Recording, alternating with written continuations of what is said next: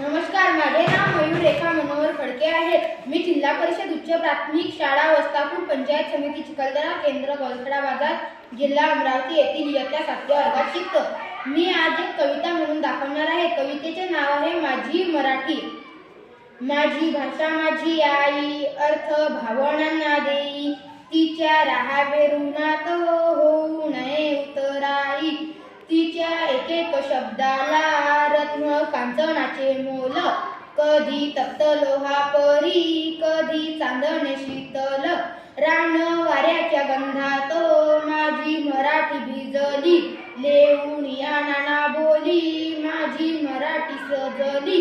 माझ्या भाषेचे अमृत प्राशेल तो भाग्यवंत, तिचा नाही दुजा भाव असो कोणताही पंथ. माझ्या मराठी भाषेची काय वर्णावी थोरवी, दूर देशी ऐकू येते माझ्या मराठीची ओवी. धन्यवाद.